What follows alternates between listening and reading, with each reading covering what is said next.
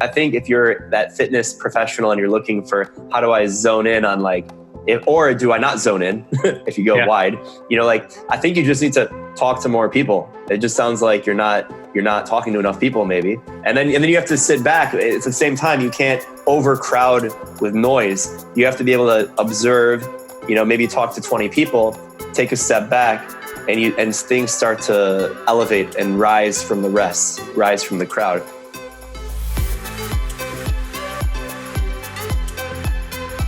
Welcome back, fitness fans, to the Future of Fitness podcast and interview series. This is your host, Eric Malzone, and this is episode number 141. I get to talk to Faris Ksebati. He is the CEO and co-founder of MySwimPro app, and it's a great story. We did talk for a little bit about being a swimmer, being an aquatics athlete and what that looks like and some of the hours that you put in and burnout and my personal experience with it versus his. So that was kind of fun. That was fun for me. Hopefully you found it fun too. But we also talk into what it's like to develop an app, right? What it's like to be an entrepreneur. All kinds of things are really interesting and what he's doing now and leveraging it into triathlons as well. So it's a successful app.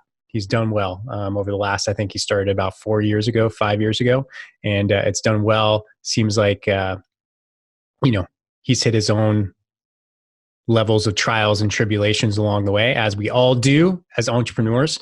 And he's persevered. He's doing quite well. And it's a great story. Very smart guy and a lot of knowledge packed in here. So if you are thinking about maybe developing an app or what the app world looks like, this will be a great episode for you to check out. So before we get into it, this episode is brought to you by EliteGymInsiders.com. So are you a gym owner or you're a general fitness professional or health and wellness professional, someone who wants to get networked, join our free Slack community at EliteGymInsiders.com and you can learn a lot more. So Slack, if you haven't used it, if you use it, you probably use it all the time. And it'll just be an easy thing to add another icon and go in there. If not, it's a really, really great way of communicating. It's a great way of networking. It's a great way of making the world seem awfully small because you can contact so many people with a swipe of a finger. And it's amazing. And the group isn't just all about great community and helping each other out, sharing knowledge, networking, but it's also about the deals that we're presenting. So we're now starting to give great deals, percentages off things you'll need as a fitness professional, right? Challenge formats like the Whole Life Challenge. You can check that out. You can get discounts on digital marketing services, business coaching, education, you name it. All you have to do is just join the group and it's free, right? That's it. So go to EliteGymInsiders.com, learn more. There's a short application we ask you to fill out before we let you in. But once you're in, you're in. And that's what we want. You get to talk to me, right? Kind of cool. So without further ado, let's get into it. Episode number 141, Faris Ksebati, CEO and co-founder of MySwimPro. Enjoy. And we're live. Faris, welcome, man. What's going on, Eric? How you doing? I'm doing great. I'm doing really well. I'm really excited to interview you for a lot of reasons. I think we had talked about some pretty interesting things beforehand. Plus, you're a swimmer, man. You're an aquatics guy. We both chased our fair share of a black line in our lifetime. And I like to share that boring experience with a lot of people. So here we go. Let's do it. I'm ready. Faris, give us your story, man, before we get into it. Tell everyone a little bit of background and, MySwimPro and, how all this unfolded, how you got into swimming. Give us the goods. You know it. So my name is Faris Ksebati, co-founder and CEO of MySwimPro. And what I do now, our company, we create mobile and wearable apps that coach people in swimming and triathlon. And I really got into the space because I grew up as a swimmer. And starting at age 5, my parents didn't actually know how to swim. So they wanted it to be, it's really important that myself and my 2 siblings, we learn how to swim. So learned how to swim at age 5. And then by the time I was 8, I was doing the summer recreation team, swam all the way through high school and then college. And I never really stopped swimming. A lot of people, they'll train through high school. And then if they do college, they'll do that. And then they'll stop for 10 or 15 years and then they'll maybe come back. Yep. I mean, it happens. I see it every day. But I never really stopped and I just kept swimming. I started coaching swimming when I was 17, USA Club. And eventually that led to coaching masters swimming and triathlon. And that's really where the idea for MySwimPro, our software app, came from my experience as a coach. I'm coaching adult masters swimming, and I always had other swimmers and other coaches asking me to send them workouts and different training plans. And finally, one of my swimmers offered to pay me for this plan. And I realized that there was a big opportunity to help people, swimmers around the world who didn't have access to a personal coach.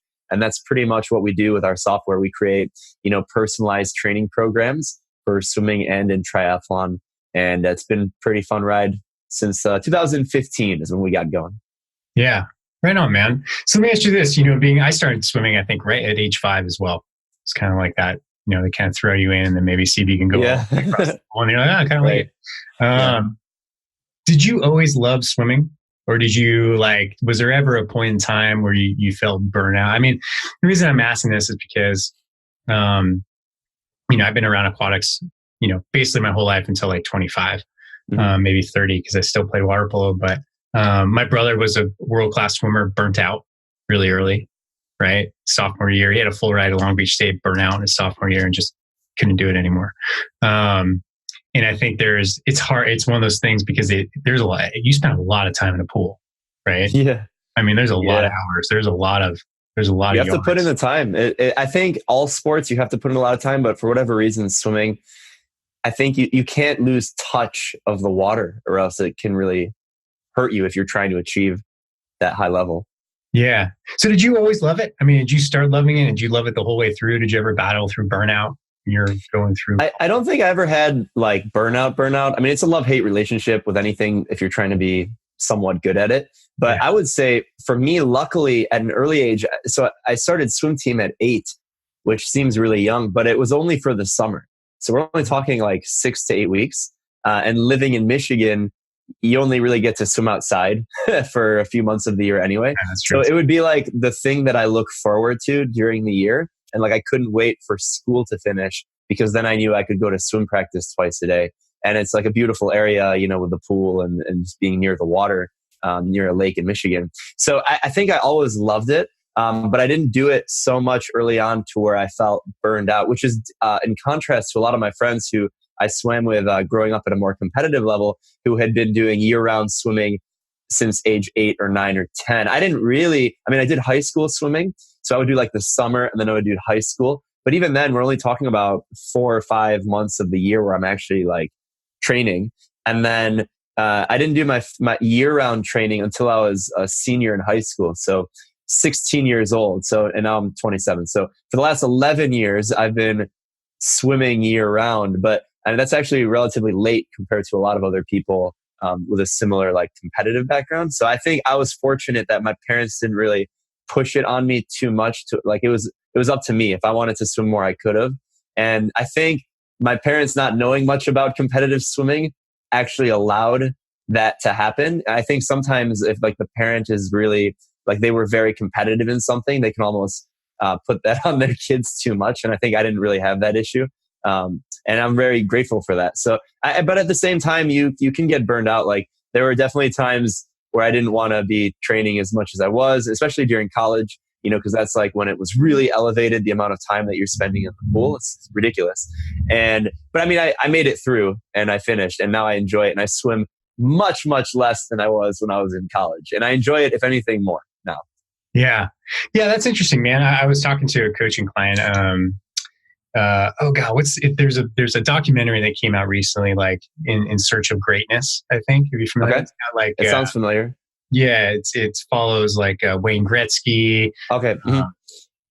Serena Williams, a couple other really big stars, and they talk about how they really didn't get super into their sport until mid to late high school. Yeah. Right? How there was a lot of diversity in what they did. And I think that was something I enjoyed. My brother did not. My brother was full on 8 years old, right? All the way through college, swimming. Didn't play any other sports, really didn't do anything else. He was always in the pool. He was excellent at it. I did a little bit more. I played basketball, I did football and water polo, of course. So it helped out a lot. And I think that's a huge component of people who stay with it for a lifetime is they don't lose that playfulness, that fun about it. I mean, you just mentioned the way you described it sound great. Like, oh, the summer gets around, I get to be outside, right? It's like, oh, it's all these things to look forward to. I actually, sorry, mom, if you're listening to this, but there was days when I would like, she would drop me off for swim practice, go do something else. And then I would come back and wet my hair in the sink and then get back in the car because I just I've seen that on both sides. As a coach, I've seen the athlete not actually swim and do whatever. And then I've seen other, that wasn't really me. I always actually went to practice, but I know what you're talking about. Yeah. It's funny. This is a funny thing to do, right? I felt like I had to wet my hair. Yep, that's the giveaway. Right. So, how is the popularity of swimming nowadays? I mean, the Summer Olympics come around, swimming's the big deal, right? Yep. I don't remember if it was like that when I was young. I mean, I came from the days like Matt Biondi and a lot of people that Pablo Morales was my high school coach. These are studs. A lot of people who listening won't know who they are if they're nerds, but these are like superstars. And I think actually you're right. It wasn't as much, and I think we can thank a few different things in media to where swimming is in the spotlight more. So swimming is still like an Olympic glory sport. It's every 4 years, everyone in the world cares about swimming during that like 3-week period.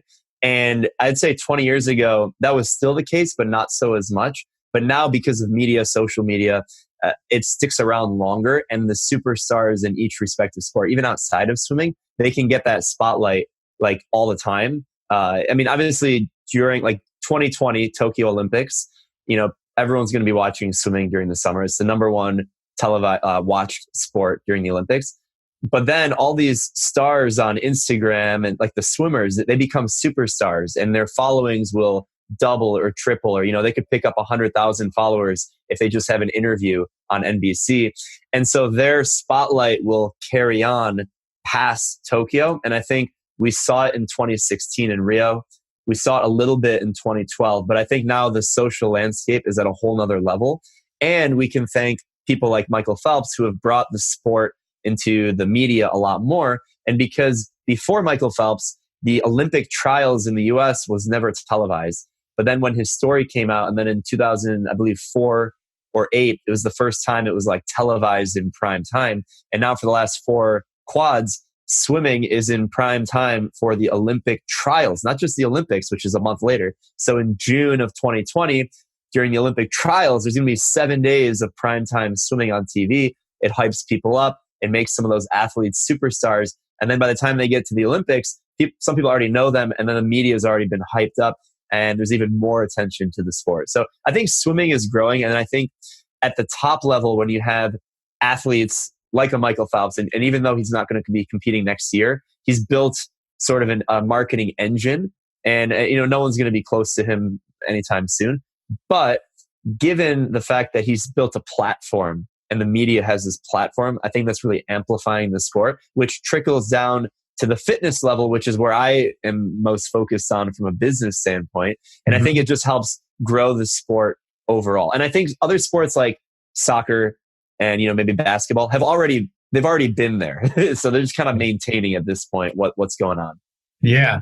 It's interesting, man. And I think about too, because, as the day of this recording, it's the 12th of July, and the U.S. women's national team just won the women's World Cup for soccer. And one of my clients, has she been in the show? Erica Suter works with Youth Fitness Soccer. Her business is booming, man. It's super popular. People are really into it. And it's just a great time for that sport too. And I think, and correct me if I'm wrong, but I feel like now people are starting to, swimmers as athletes are starting to see, if you get to a high level, there's actually like a future there.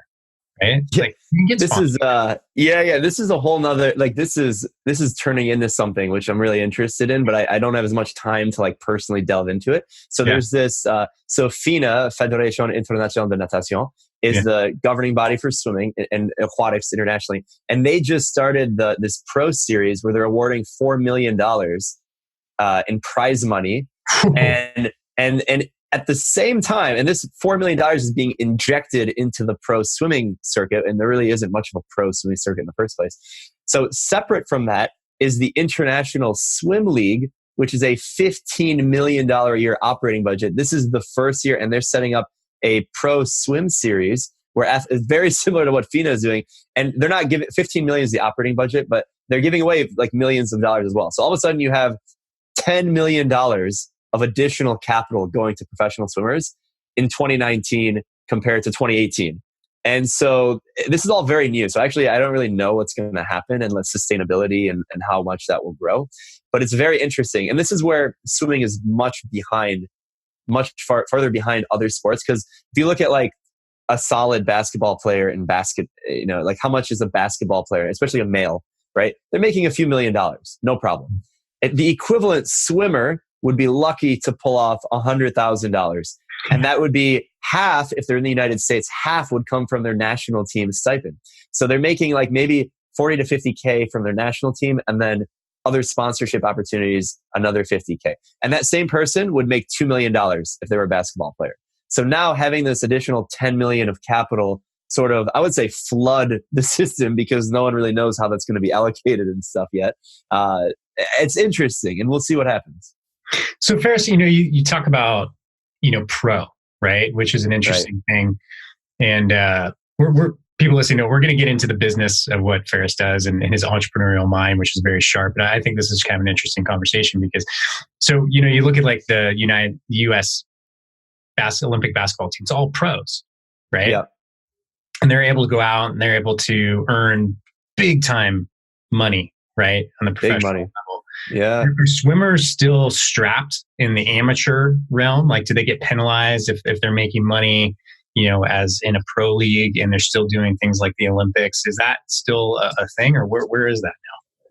So in terms of, you're not really penalized, but unless you want to compete in the NCAA. So, obviously you can't be a professional athlete. Professional meaning your people are paying you to, endorse their products or whatever it is.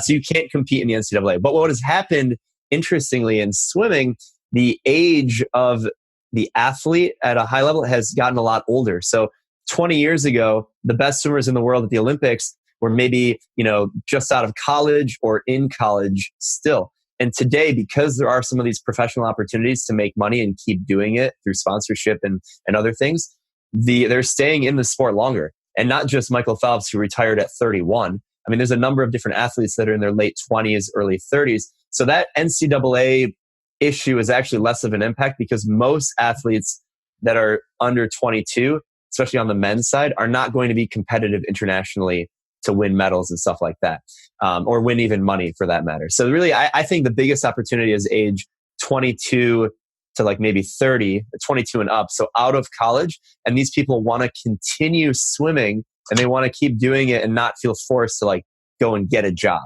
And they can keep doing what they love. And I think the sponsorship dollars are coming, but at the same time, it's not a lot. So there is a lot of pressure of, well, I could keep swimming and try and go for 2020 or 2024, or I can get a job where I'll make more money and I can still swim for fun, but my Olympic dream is over.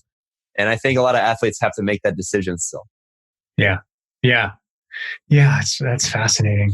I mean, it's so different. And, I mean, you look at any athlete, all athletes are getting older, right? Mm-hmm. I mean, Tom Brady's going to be what, 42? Right? Yeah, that's true. I guess it's not just swimming. I guess, I think one thing that makes swimming a little unique is that it's like Tom Brady, right? These athletes are really good. And would you say, is he as good now? Like, is an athlete in football at 40 as good as they were at 30? And most people might say, I mean, they're probably still good, but maybe they're a little bit off. Maybe they're a little sharper at age 30. And in swimming, that won't cut it. You're out because it's time-based. So, it's down to 100th of a second, 10th of a second. You can't be 1% slower because that means you're out. You're not going to be competitive anymore. Whereas I think in other sports, you could actually be like Tom Brady at 95%, still probably really good. Yeah, I agree. I mean, just from experience, right? He can go out and just, move, manage the game. But that too. Yeah. And especially in the events. I mean, if you're, I imagine the lifespan of a sprinter is much shorter, right? Although, who was the female who wasn't she like 40 and she competed? Dara Torres. Yeah. So the benefit of being a sprinter though is that you don't need as much aerobic volume. So because of that, you can just like hit the weight room really hard and be physically very strong, go off of experience and technique, and maintain that 100% for a short period of time. Whereas if you're trying to be good at the 1500, it's a lot harder to do at age 40. Yeah, man. Anyway, so tell me about how you got started with SwimPro. Tell me about the evolution of it and kind of where it's at now. And have you always been business minded? Did this kind of fall into did you just kind of fall into it, or how did this whole thing happen for you? Yeah, that's a really good question. And it's really amazing the opportunity to have to do what I do right now. And I think it's, to answer the second part of that question, the business minded entrepreneurial, I think I always have been. I was always trying to hustle something in a good way. So, whether it was doing side jobs, like I was a photographer for an art gallery when I was a teenager. I had my first hired job when I was like 13, and I couldn't even drive myself to the job. My mom drove me, and I filmed at this art gallery. And I did stuff like that all the way through high school. And then even in college, I worked for a few different startups. So I always was entrepreneurial minded. And I figured I might start a company at some point, but I never thought it would be in swimming. And the reason why I started my SwimPro was because I just saw a huge opportunity and a need in the market. And I figured, well, I guess we need to solve this. It's almost like I'm in the perfect position to do this. I would regret not wanting to start my SwimPro. And so the founding story for my SwimPro came from my experience as a coach. I'm on the pool deck, and the light bulb, the aha moment for me was when one of the swimmers, hops out of the water after a workout, and she tells me that she's going out of town, and she wants me to send her a training plan to do on her business trip so that she can compete in this triathlon that she had coming up later in the month.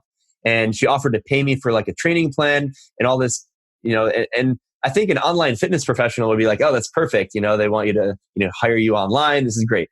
And at the time, I had never really seen that before. And in swimming, that's really uncommon to basically have a remote coach. It's not very common.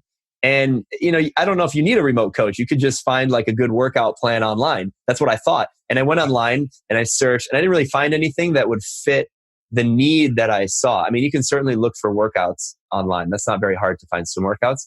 I think any workout, you can find tons of workouts on the internet, but to find something that's personalized to the person and what their goal is, and in that particular need, there was really nothing there. And this was around 2014, and I did some online research, and I didn't find anything. So I wanted to validate that this was a big problem, more so than just kind of one off that I see, oh, this person wants a workout, this person wants a training plan.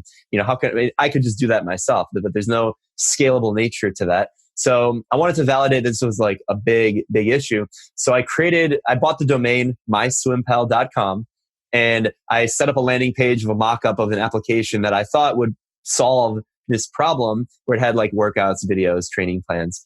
And I used Twitter to drive traffic to this page. So it's myswimpal.com.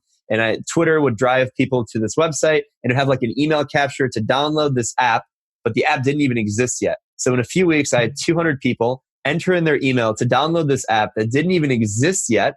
And so and I did different testing of what the copy was. So different price points, different messaging for triathlon, for master swimming, different quotes on it. And I tested all this, and I had a few hundred people, enter in their email to an app that didn't exist yet. And that really validated, oh, and I don't know who any of these people are. So it's not like it's my friends who are entering in their email. So I knew I had something, but it was still a little unclear where to go next. But I used those first few hundred people who submitted their interests as more customer discovery. I emailed them, I got on the phone, I talked to them, I tried to understand what it is that they were looking for.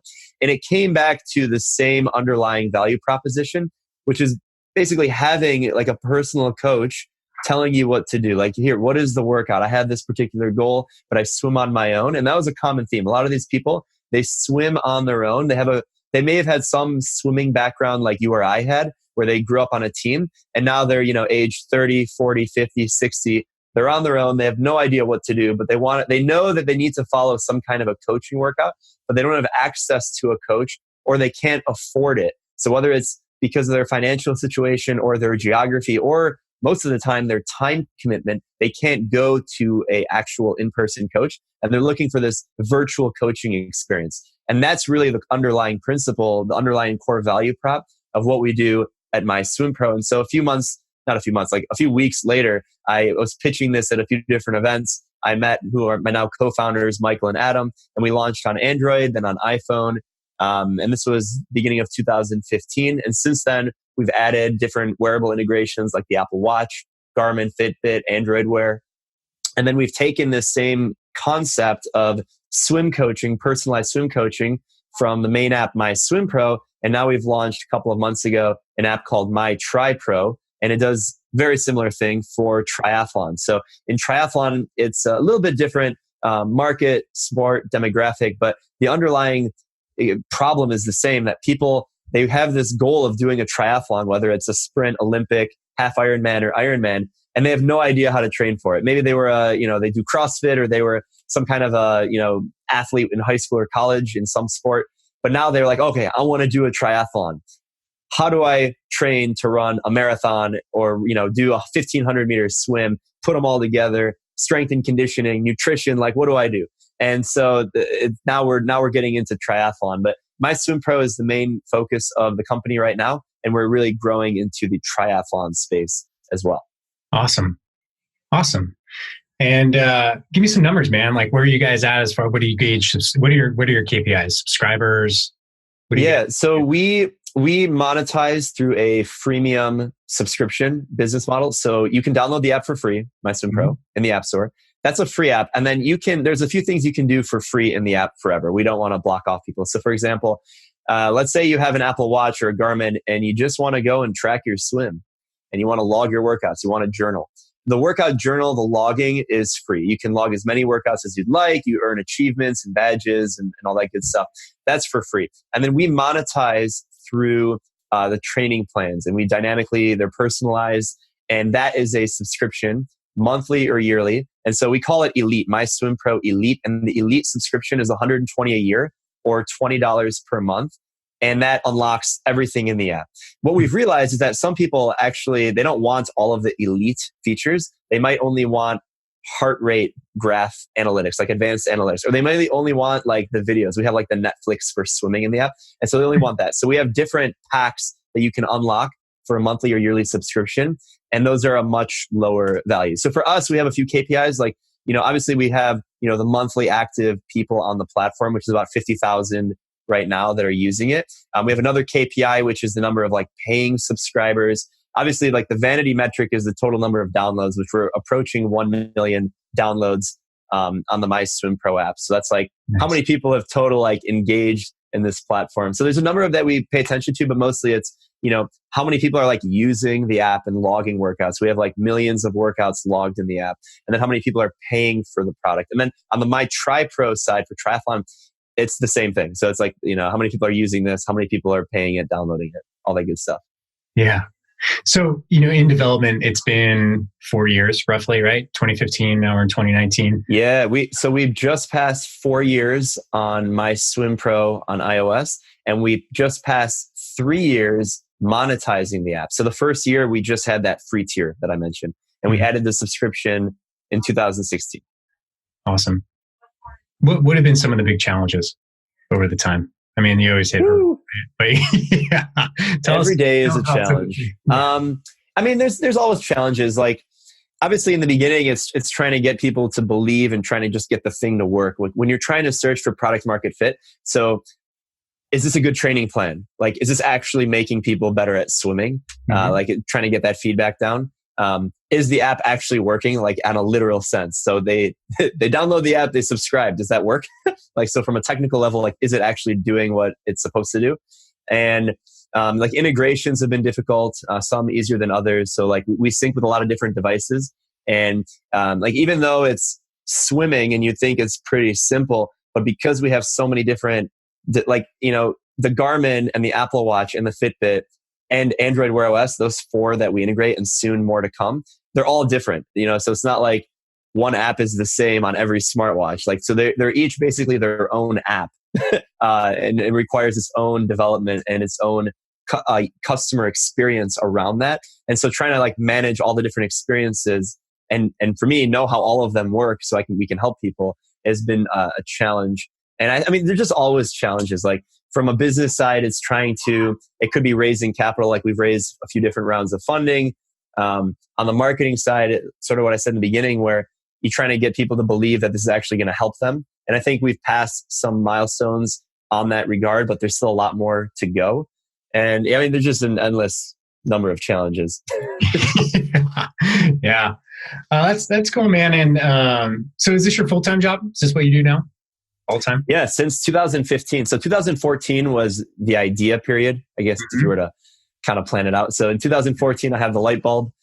2015, we launched, but not making money. But that's when I went full time. And 2016 is when we started monetizing. And then I started paying myself. So I went 15 months without paying myself at all. And then we started going up, dollars. Yeah. But, I think I talk to a lot of other entrepreneurs who are not in the fitness space. And sometimes, everything takes longer than you think it's going to take. Like a lot of people have, they have the side hustle, they're working on it and they want to take that full-time step, but they don't know when to do it and how to map it out. And I speak now with a lot of my friends who are in that position and they're trying to map out. And for everyone, it's different given your financial position, like what it is that you're doing, other team members, other considerations, family, like expenses and things like that. But so I don't think there's one perfect time, like when you go full time, I think it's important to recognize though, that it's like a marathon more so than a sprint. So you have to be able to, commit for the long haul and plan everything around that because everything takes longer than you think it's going to take. And actually, I gave a TEDx talk not too long ago, like 2 months ago, where I talk about that. The concept, I quote Bill Gates, and he says that everyone overestimates what they can do in 1 year, but they underestimate what they can accomplish in 10 years. And the concept of, I think is very real. And I feel it. And I continue to feel it of like, you have all this stuff you want to do in 1 year and then you end up not doing as much as you think you could do. And people sort of give up or they let off the gas pedal and they underestimate what's possible in a longer time horizon because of the compounding effect of whatever it is that you're doing. Yeah, it's a really good point. And this is, it took me until my 40s where I started planning things in 10 to 20 year increments, right? Like I'm building things now so that in 20 years, it'll be X amount of, this much influence, this much income. And that's fairly new to me in the last 3 years, opening and almost starting all my businesses. It's been twice as long to get to the point where I thought I was going to be. Right. If I thought I was going to be at X amount of revenue in 1 year, it took me 2. Mm-hmm. Right. And I know I've read a couple, I'm feeling of what book I read about, or I read this in, but, if you stop something, right, maybe it's a corporate job or whatever it is, or you sell a business like I did and you're creating a new one, it's probably going to be about 3 years before you replace that income if you're doing really well. Right.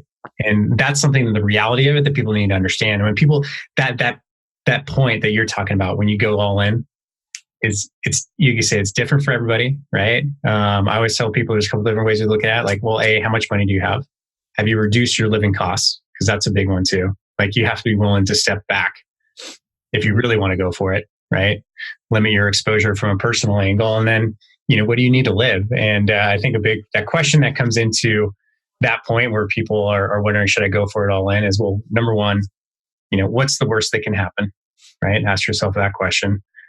And then would you regret not doing it in 10 years? The regret is the big one. Yeah. That's the big one, right? And then yeah, man.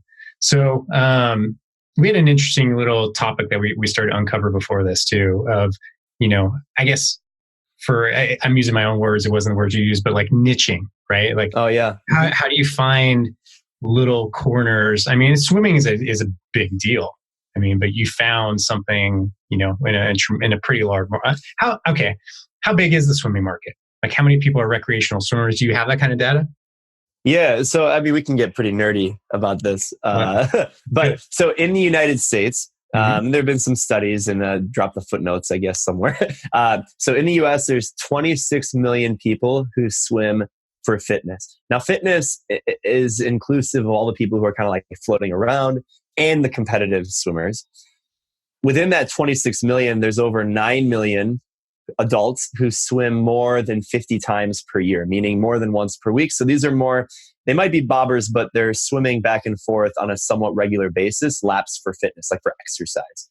And that doesn't include the people who are going to the beach or, the pool party on Saturday. And then within that, there's a group that's closer to 1 million that are actively pursuing some kind of a fitness goal, and they have some ambition of competing in a triathlon or a master's competition, an open water race. They're trying to lose weight and they're very specific about swimming is going to do that for them. So that is a group, and let's call it 1 million. And that's only in the US. And globally, it's a global sport, swimming is. And that's about 5 to 10 times the size, the global market of what's available in the US. And it could be actually a lot bigger than that, but it's hard to, we're just talking numbers here. And I think even when it comes to doing a niche and really focusing on something, like we're way more focused than that. I mean, we're not really targeting 1 million people. We're targeting people who are swimming on their own, because a lot of those people might swim in a group of friends or with a coach or with a master's team, triathlon club. Those people are great if they want to use our platform. But for us, we deliver the value of a personal coach. So it's people who don't have a coach, who are swimming on their own at maybe an LA Fitness or Lifetime or Aquatic Center. And they have that specific goal. So we have like all these subsets.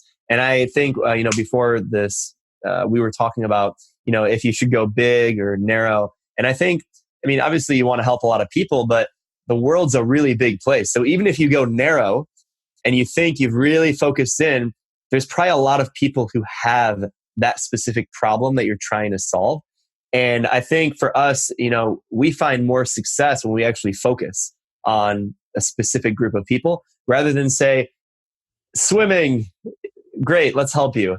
Yes, I want to help people in the world of swimming, but for us, from a business standpoint, and I think also from a marketing and branding, the more focused you can be, the more clearly you can communicate your value proposition and your messaging. Yeah, I agree. So what, in the conversation prior to recording, which is always fantastic and no one ever gets to hear it, what preempted that thought? I asked you, hey, was there anything you feel like talking about today, Ferris? And you mentioned that, people, you're noticing this trend of people really kind of going in and tackling something. What prompted that? Yeah, so I think it's just been me getting older and more experienced and speaking with more business professionals, fitness professionals, and realizing that it's great to have a massive, empire and company. Some people aspire to have this, publicly traded company, or even maybe just a big business with like 100 employees. But they all started, very, very, like with a very high focus on something, and they've dominated that particular space. And I can, from a business side, there's two sides. So from a business side, whether it has to do with anything with fitness or not, I see these companies that, and I speak with the founders or people who are kind of building these empires, but they're an empire within a niche. It's not Facebook.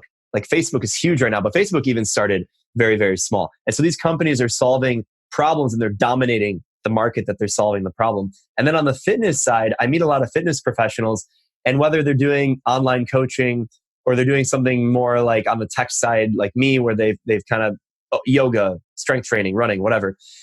Even then, it's pretty narrow, the scope of what they're trying to do, but they're trying to do it the best possible. And so for us, like for MySwimPro, what I'm hopeful that we can do is, like, we want to build the best coaching experience possible for swimmers, but not just that, but it happens to be on a mobile or wearable device. So it's like even more specific, and we want to be the best in the world at producing and creating that kind of value. And that's how you can like dominate that space. And it's a lot better, that quote of like, it's better to have, 80% or 90% of a small market than have like 0.01% of a big market. Like just the math, it's better to dominate something. Yeah. It's just this, I think there's this constant debate, right? Between, okay, do you go, like, let's talk about an online coach, right? I was just talking to a gentleman just a couple of days ago who's now starting to get into the online coaching space. And I'm like, well, who are you going to serve? And he didn't really know yet. He's like, well, I got this program. I think it's mainly people who just want to stay healthy, don't care about too much about aesthetics. I'm like, okay, well, it's big, right? How do we narrow that down, right? Yeah. Like, I don't even know, like, how do you even message that? It's a generic message. It's not out there. Now, if you start to get into like what you're saying is like, you get it so minute that the messaging and the offer and the value proposition is so distinct, you can't miss it. If it's for you, it smacks you in the face so hard. You're like, that's me. He's talking to me. That's the problem I have. I want that. Marketing. Yeah. Mm-hmm. Right. So I guess, how do people get to that point? I mean, you came through it, you just saw it, right? it kind of, you were aware enough to notice like, oh wow, someone's asking me for a program while they're traveling. Look at that. Is that an opportunity? Right? Is it instinctual, do you think? People just kind of see that, they grab it out of midair. Well, I think even for me though, like, yes, I'm a swimmer and I am around it, but it wasn't because I'm a swimmer necessarily. I think I have like a one step advantage to a non-swimmer of seeing the problems in the market. I think you just need to be very good at listening and observing what's happening and asking the right questions, because even from that very beginning point, like we're still doing a lot of customer discovery and trying to understand who actually needs, like what problem are we really solving? Because there's a number of different problems that you can pick to solve. And when it comes to online coaching, there's a number of different clientele that you could try and target, and some have different levels of competition than others. But I think you just need to understand, like listen and observe, like where do you think the biggest opportunity for you to add value is? So I think from when it comes to the instinctual part, I do think the skill of the entrepreneur is being able to sort of like sit in the wilderness and observe in a specific market. And that's why you see repeat entrepreneurs, I think, because they're good at that and it becomes better over time. But even if you don't have like that acute listening skill, you can just get better at it the more customer discovery you do. Like I think I'm a lot better now than I was a few years ago, but I still don't think I'm that great at it. And you're always learning the more you do it. So I think if you're that fitness professional and you're looking for how do I zone in on like, or do I not zone in if you go wide, like I think you just need to talk to more people. It just sounds like you're not talking to enough people maybe. And then you have to sit back. At the same time, you can't overcrowd with noise. You have to be able to observe, maybe talk to 20 people, take a step back, and things start to elevate and rise from the crowd. And then maybe you do more customer discovery on those specific topics or people or groups. And then maybe it's just like a never ending process, I think.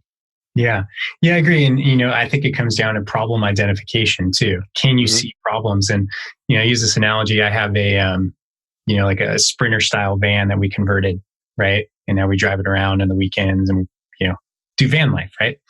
Yeah. Before I knew I wanted one, I didn't see them anywhere on the road. And then I'm like, you know what? I want one of those things. I start seeing them everywhere, right? Yeah. Did they just exist? Did they just like come into existence overnight once I decided that I wanted one? No, it's because I started looking for them. I started seeing them, right? Yeah. You're paying attention. I was paying attention. You're not walking around with your eyes closed. Yeah. Well, it wasn't that, because there's unlimited amount of stimulus that we can look at, right? Yep.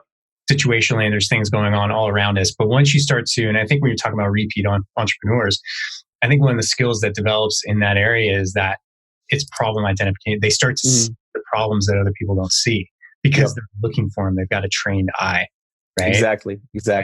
And that's key. And I think that's a big part of it is like, well, yeah, if you're an online coach, you can just start. I also think just start working with people, right? Yeah. Talk to people. As many as you can, right? Whoever work with you, make a great offer, do an 8-week. They're trying to give you money. Do it. If they're trying to give you money, to a point. Yeah. Do a general 8-week challenge. See who you can get, right? And then try to convert those into longer term clients and see what happens. But really start to listen into the problems and starting to see, hey, who do you like working with, right? That too. That's a big part of it, right? Who do you enjoy working with, and then what problems are they really facing, and then how do you really get in and solve a problem? And then once that's done, your marketing message is easy, right? Yep.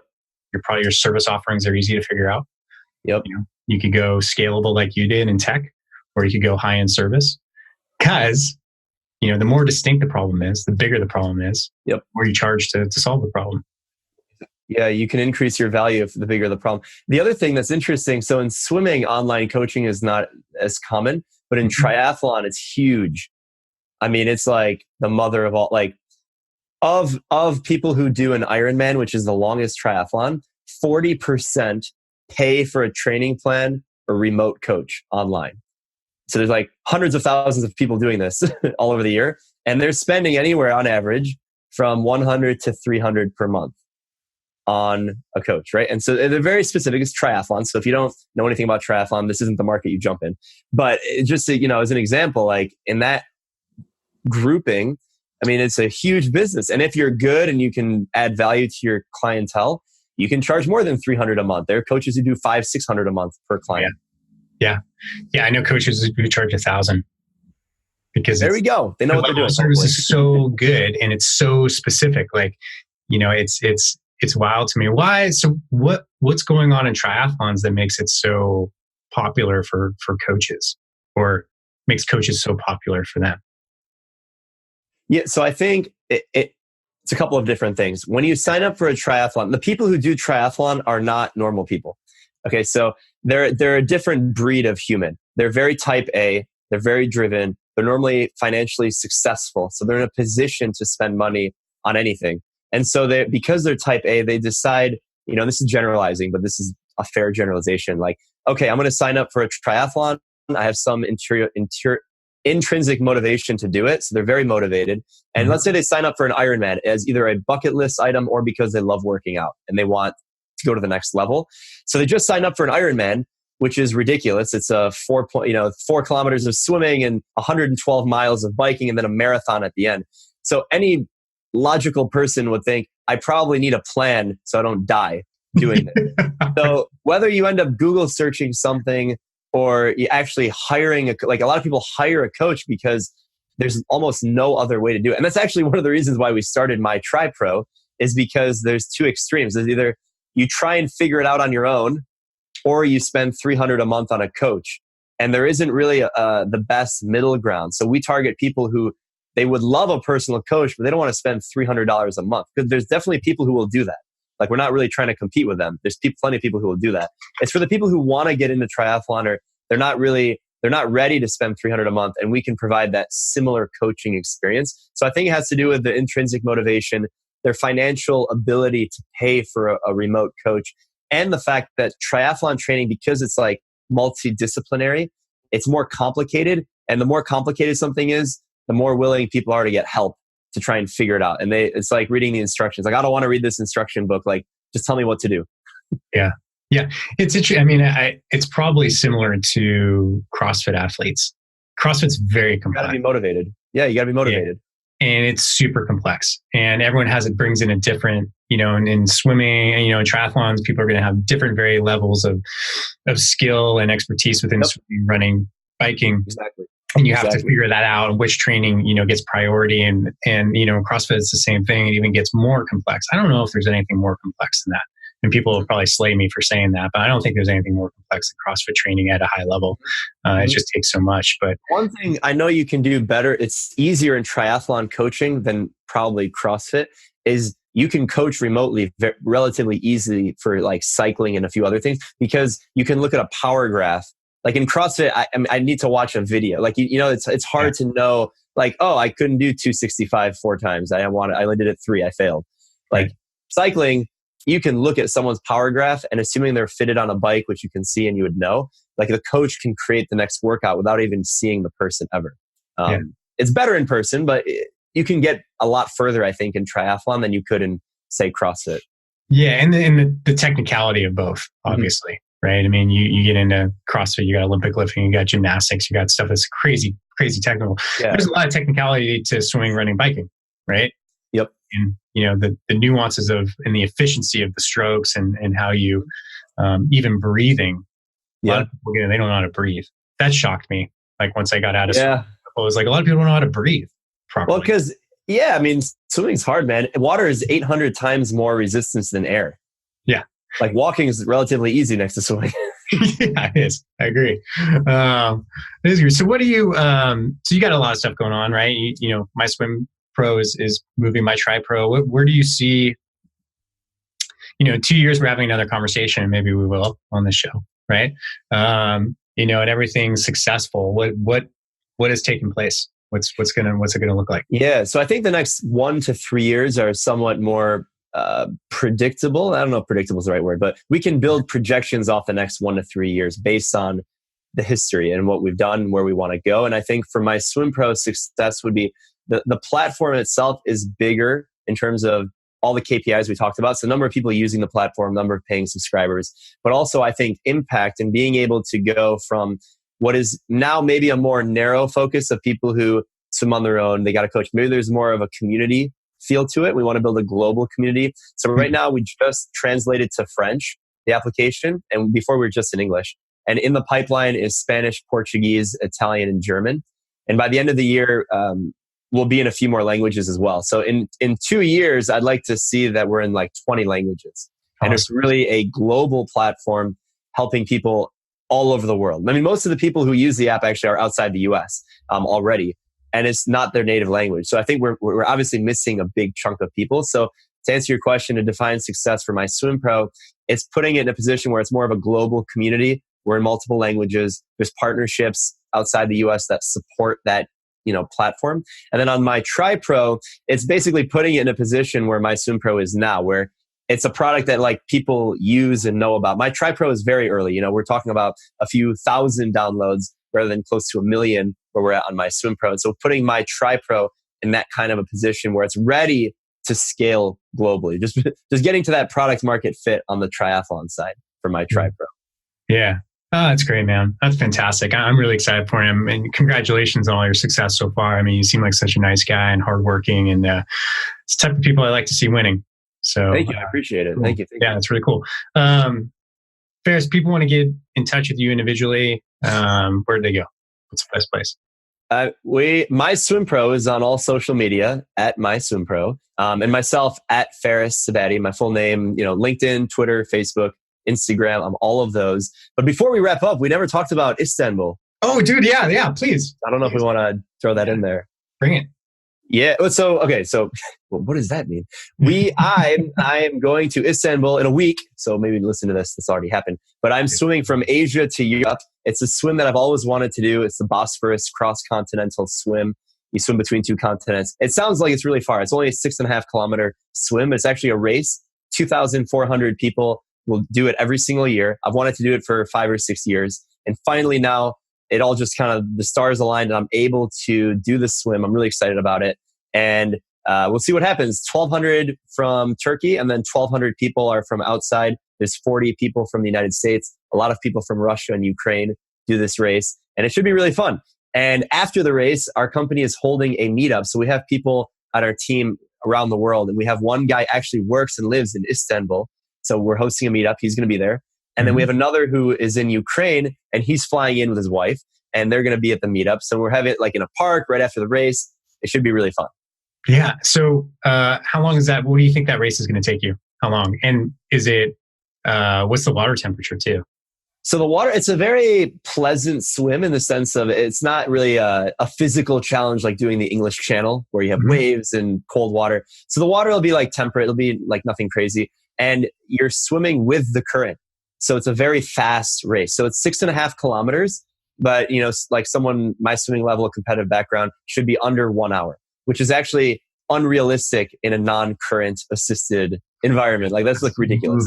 So the current is moving anywhere from 2 to 7 kilometers per hour. So that's really, really fast. So you actually couldn't swim in the opposite direction, which is really interesting. So it should be really fast. I'm really excited. Hopefully under an hour. Yeah. And then there's another thing too, World Swim Day. That'll be good timing for the release of this. World Swim Day is October 26, 2019. Last year, we had our inaugural World Swim Day. So what is World Swim Day? It is an international holiday to empower humanity to be more active in the water. And so we want people to get out and go swim. It's a Saturday, so it's like a weekend. You have Friday, Saturday, Sunday. We have workouts at every level from beginner to crazy person advanced. And it's a workout, and you can be a part of this global community and just go out in the pool and swim. And people who maybe they took 10 years off, maybe they swim regularly all the time. We want them all to participate. You can share your posts through the app, on social media, hashtag World Swim Day. And if you just look at the hashtag World Swim Day, you can see from last year, in the inaugural year that we launched this, we had swimmers participate from over 100 countries. It was like insane. It went like way better than we thought. Like we were hoping, some people might do this. That'd be great. And sure enough, people got really into it. There was a master's team in Morocco, and they printed a huge banner, like a 15-foot banner, and they had MySwimPro logo on it, their team logo, World Swim Day, and they did the swim workout that we wrote all together. And they posted it on like Instagram and I'm like, these guys printed a 15-foot banner in Morocco. And that was like year one with like not a lot of notice. So now we're going to like amp it up. And I hope we're multiple times the size. And we also gave back to charities, which is really cool. So we were able to raise money at the same time. We had t-shirts kind of like this one, and on the back it said World Swim Day in like 50 languages. And we sold those online, and then all the proceeds, it was about $1,000, really quick fundraiser. And we distributed those to 3 different Learn to Swim initiatives. One of them was Detroit Swims, local to where we live. Another one was Swimming Saves Lives Foundation, which is like teaching adults how to swim. And then another one was the USA Swimming Foundation, which is, empowering people at every level of the sport to improve. So we'll do something like that again this year, and we're really excited about it. Yeah, man. That's awesome. Well done. Well done. You've inspired me a bit. I'm this much closer to actually getting in the pool again. So let's make it happen. It happen. Right on. Well, Ferris, maybe we'll get you back on about a year. See how things are going for you. If you don't mind, that'd be great. Anytime. Thank you for taking the opportunity to speak with you, Eric. Appreciate it. Yeah, man. For sure. That's a wrap. Hey, fitness fans, don't leave yet. It's your host, Eric Malzone, and I have a quick favor to ask. Actually, 3 favors. So, number 1, if you're a fan of our show, I asked you to do something that takes under 3 minutes. Go to iTunes, please, and subscribe to our show. Please, please, please. It means so much to us. It's so important. And then give us a favorable review. We would really, really appreciate it.